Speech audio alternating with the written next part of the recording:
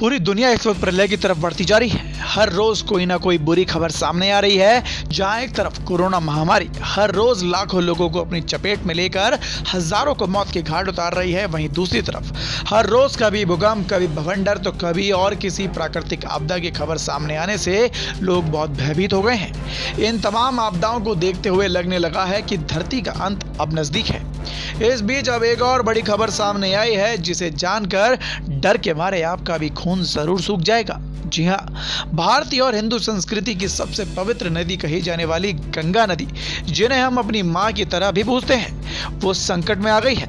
जी हाँ, ताजा मिली खबर के मुताबिक गंगा नदी के पानी का रंग अब बदलने लगा है।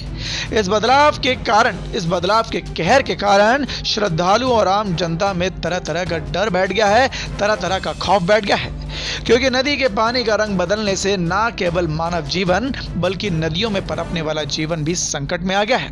आइए अब आपको पूरे मामले की जानकारी बताते हैं कि आखिर ये मामला है क्या।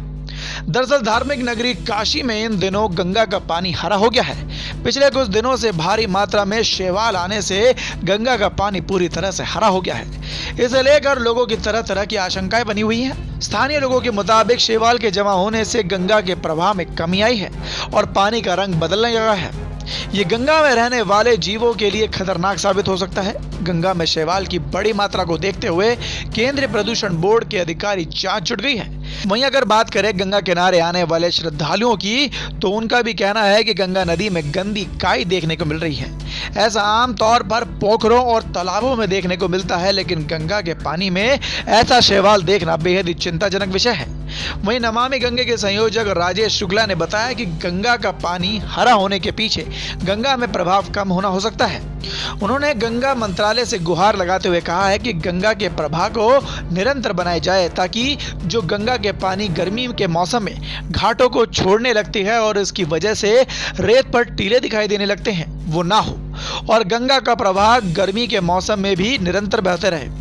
इसके अलावा उन्होंने ये भी कहा है कि जो लोग गंगा में शव का प्रवाह कर रहे हैं, उन्हें भी ये सोचना चाहिए कि इससे गंगा में प्रदूषण हो सकता है, इसलिए गंगा में किसी हालात में भी शवों का प्रवाह नहीं होना चाहिए। वहीं इस मामले में जानकारी देते हुए बनारस हिंदू विश्वविद्यालय के प्रोफेसर और गंगा वैज्ञानिक प्रोफेसर BD त्रिपाठी ने बताया कि गंगा के पानी में ये जो दिख रहा है वो ऐसा लग रहा है कि माइक्रोबियल माइक्रोसिस्ट हो। इस तरह के माइक्रोसिस्ट अमूमन ठहरे हुए पानी में या फिर नाले में दिखाई देते हैं, और ये देखा गया है कि रुके हुए पानी में ये ज्यादा तेजी से बढ़ते हैं।